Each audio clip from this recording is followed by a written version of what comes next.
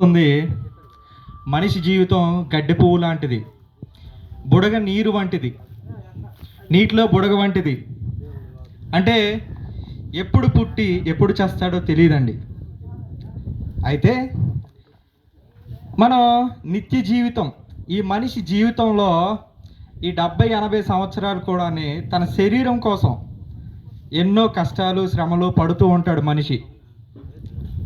అయితే ఈ శరీరం కోసం ఓ 2 మాటలు మీతో పంచుకుందామని నేను అనుకుంటున్నానండి.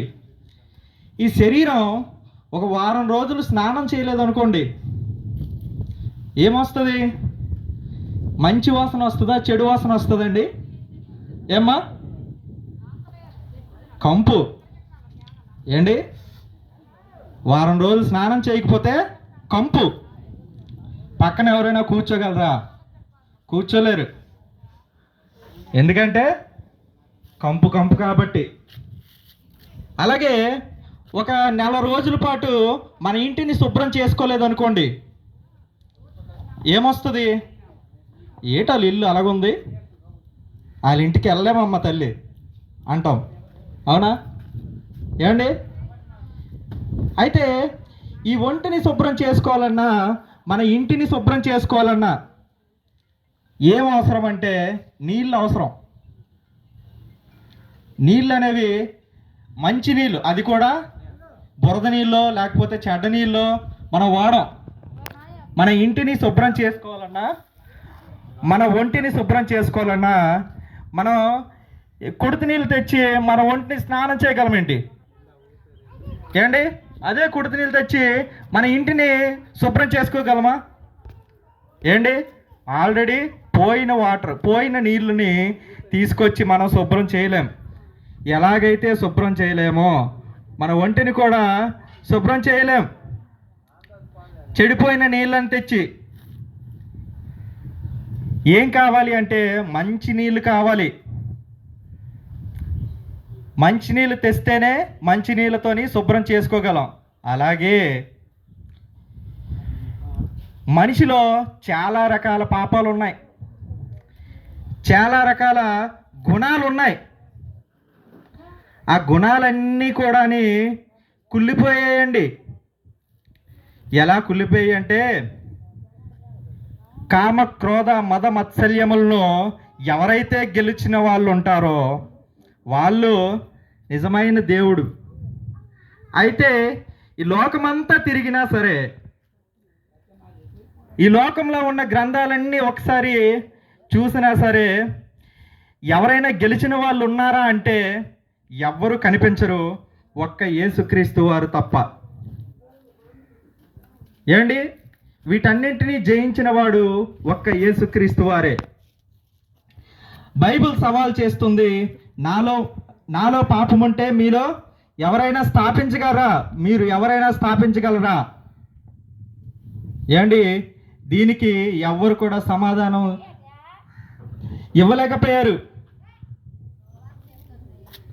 అయితే అలాంటి సుగుణాలున్న అలాంటి యేసుక్రీస్తు వారి రక్తం మన ఇంటిని ఎలాగైతే మంచినీళ్ళతో శుభ్రం చేసుకోవాలనుకుంటున్నామో, మన యొక్క ఆత్మని, మన శరీరంలోని శరీరము ఆత్మ అనేవి 2 ఉంటాయి.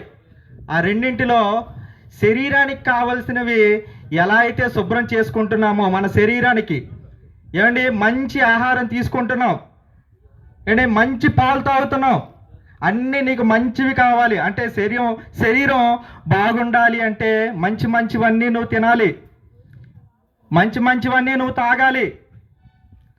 అలాగే ఆత్మ కూడా బాగుండాలి అంటే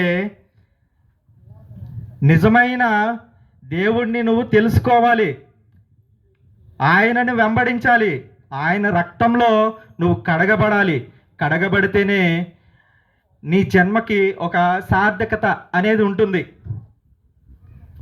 లేదు అంటే ఎందుకు పుట్టామో తెలీదు, ఎందుకు చచ్చిపోయామో తెలీదు, చచ్చిపోయిన తర్వాత ఎక్కడికి వెళ్ళిపోతున్నాం అనేది కూడా తెలియదండి.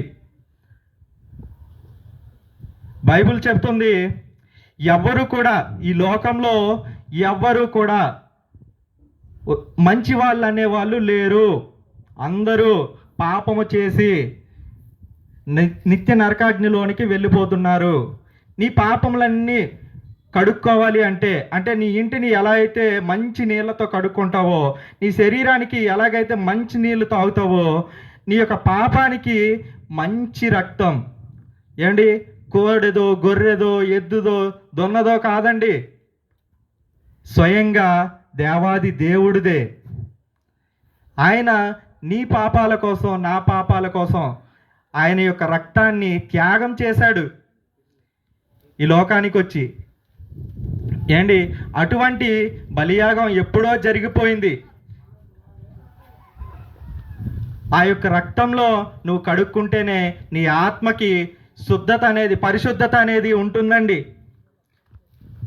నీ ఆత్మ పరిశుద్ధంగా ఉండాలి అంటే మంచి రక్తాన్ని మంచి రక్తం ఎక్కడుందో నువ్వు వెతకాలి. సమస్తముని పరీక్షించమన్నాడు దేవుడు. ఆ పరీక్షలో ఎవరైనా గెలిచిన వారు ఉన్నారంటే అది ఏకైక దేవుడు యేసుక్రీస్తు వారు తప్ప మరి ఇంకెవ్వరూ లేరని బైబిల్ గ్రంథం చెబుతూ ఉంది. ప్రపంచ పుస్తకాల్లో నెంబర్ 1 పుస్తకం ఇప్పటికీ కూడా బైబిల్ గ్రంథమే. దయచేసి నా ఈ మాటలు మీరందరూ గ్రహించారని కోరుకుంటూ నా ఈ